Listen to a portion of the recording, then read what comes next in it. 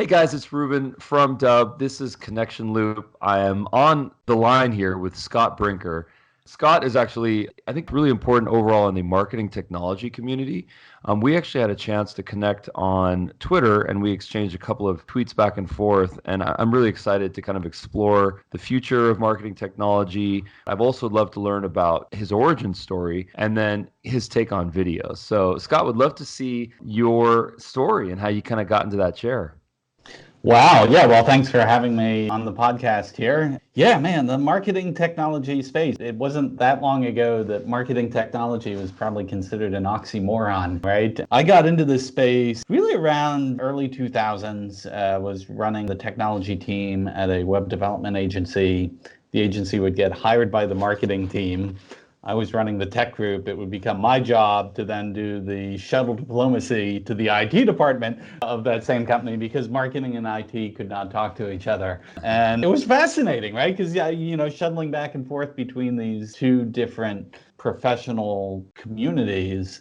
Two things were true. One is they were coming at this from just very different perspectives and they used different language and, the incentive structures were very different. But at the same time, the goal that they were reaching for, the things that they wanted to build were so clearly entangled, entwined together that one kind of basically saw was inevitable that these two groups are going to have to collaborate. And so that's really what led to this creation of almost this hybrid kind of professional, what we call a marketing technologist, someone who is actually comfortable in both worlds. And so, yeah, I got started writing the blog Chief Martech around that community. And boy, it's just been a ride ever since. Well, I mean, I really connect to that story because I am among that community of marketing technologists, and I've been at it for, it seems like 10, 15 years now in various different iterations. I've kind of navigated myself around a number of, CRM systems, marketing automation systems. I've broken a lot of stuff, I've created a lot of stuff. So appreciate your involvement. One of the things that I really found interesting that you said was that, marketing and IT, historically, there's been a little bit of a disconnect between those two departments. And I would even add to that add sales to that, sales, marketing, and IT. And all of a sudden, you've got clicks from high school. Yeah, no, definitely. It's interesting. So yeah, when we first started wrestling with this, it was definitely the marketing and IT were, perhaps the two groups struggling the most, partly because I think IT was, ultimately going to struggle with this much bigger challenge of essentially the democratization of technology, things that used to be 100% controlled by IT. Just as the world went digital and every department went digital and every business is digital and every professional is digital, at some point you basically can't do it all. You can't control it all. But in many ways, I think marketing was kind of like the vanguard of that movement, and IT and marketing struggled a bit with okay, well, what does this new world look like? Like, how do you empower marketing to leverage technology, in its own work, but at the same time, yeah, I mean, all the things that IT has traditionally been concerned about, security and performance and SLAs and compliance, those things are still incredibly important. And so finding that balance was really challenging.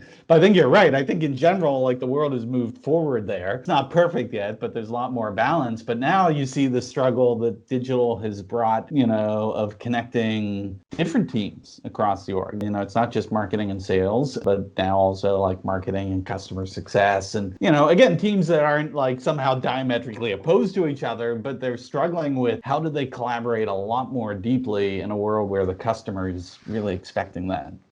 I remember the first time that I enabled a marketing person to build a landing page by themselves. And it was a phenomenal experience. It felt so good because it's like I was showing someone a path to communicate and to be able to build something that their prospects, their clients could look at where they didn't have any dependency on an ID department. And I think it was a kind of a profound moment for me, at least, because, I realized that was the future at that moment. I realized that there would be a time where marketers could be self-enabled to be able to integrate, build, do the things that they need to do to get their campaigns out there, to get their messages out there, to get their stories out there. And I think since then, I think it's a phenomenal ride, for, I think, marketing folks, but then also marketing technologists folks. And I've just been a really big fan of that. I mean, one of the things that I get from you is that you have a really great grasp on the whole macro perspective of really the marketing technology ecosystem. And that's something that I would love to always be able able to kind of look at more from a high level perspective. So what does it look like to you? What does the future of marketing technology look like to you? There's a lot of talk about AI and ML and all sorts of really cool fancy stuff. What's your take on this? Yeah, wow. It is. I mean, first of all, just getting one's arms around the scope of the marketing technology industry is a surprisingly difficult challenge. One of the things I guess I'm known for, infamous for maybe, is, over the years, I kept charting that landscape that tried to map the various marketing technology companies out there. And I got to a place where, yeah, I mean, it started with a few hundred, and next it was a few thousand. The last one was more than 7,000. And in the process, I've completely failed because I end up just the scale is such that I keep missing, huge swaths of companies out there. So it's an incomplete landscape at that. But it's you look at this explosion of all this innovation and all this entrepreneurial energy, that's rapidly iterating on better ways for marketers to connect and engage with their audiences. And it's simply amazing. But I think, yeah, one of the challenges we have as marketers is, okay, it's almost like an embarrassment of riches. How do we find the pieces that are most relevant to us? How do we manage that in a coherent fashion? And I think that's really where the shift of the industry is focused, is okay, well, let's work on solving some of those challenges. So how do you put that infographic together? Because I was intrigued when I saw it. I was obviously a little bit flattered because Dubb was right there in the video section. That was really cool to see. I think I tweeted you about that, and you guys were actually really quick to make a logo update, which was really satisfying. Do appreciate that. But how do you do that? Do you have a team that does that? I mean, are you doing the research? Is it a combination? What does that look like?